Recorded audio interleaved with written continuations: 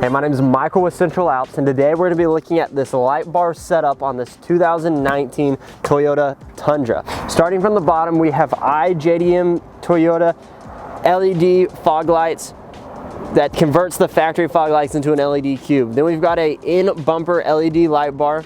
We've got some running lights, and then we've got the NSV Hood Lightbar. Starting at the bottom, the LED light pods, they're really designed to go with a steel bumper, not the plastic bumpers. With that being said, they come with 3 different plates. There's a rear plate, a mid plate, and then the front plate. The mid plate is what the light bar mounts onto, the front plate is what makes it look clean, and then the rear plate is what sucks it all together on the metal bumper. What the installers have told me is to ditch the rear plate on a plastic bumper and then drill the screws, so the 4 screws, through the plastic and onto the other side of the bumper, and that's how you get these light pods to mount up there. Then with this 30-inch light bar in the bumper, our tip with that is you need to leave your mounting brackets loose on the frame.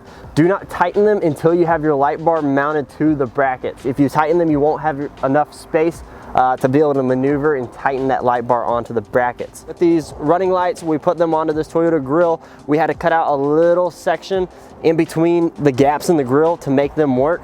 Also, this is up to you, but in order to mount these, you don't have to. You probably could do without. You can make a snazzy bracket if you would want, but typically how people mount them is with zip ties.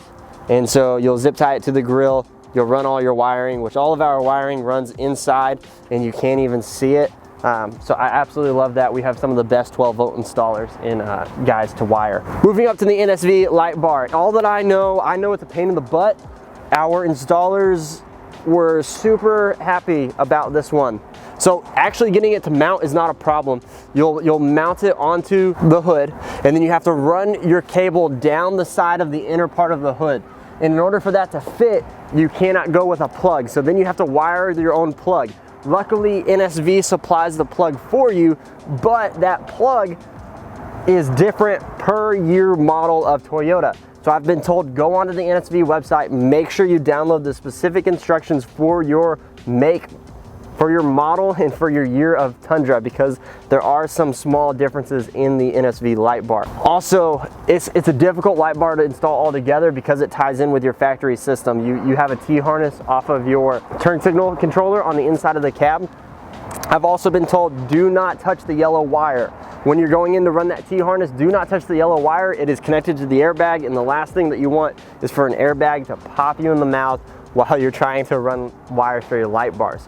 So the NSV light bar, one little thing that I don't really like about it is that it does not turn on unless your high beams are on. Now I understand, yes, for safety purposes, it's probably great, so you can't be running down the road with the light bar on, but I would prefer just the switch to work all the time. And when I want the light bar on, I want it on, and when I don't, I don't.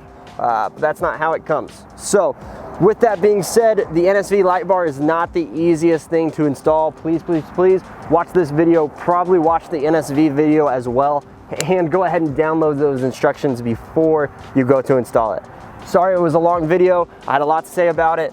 If you have any questions, comments, concerns, please leave us a comment, shoot us an email, or give us a call or text at 833-268-2577. Again, my name is Michael with Central Alps, and thanks for watching.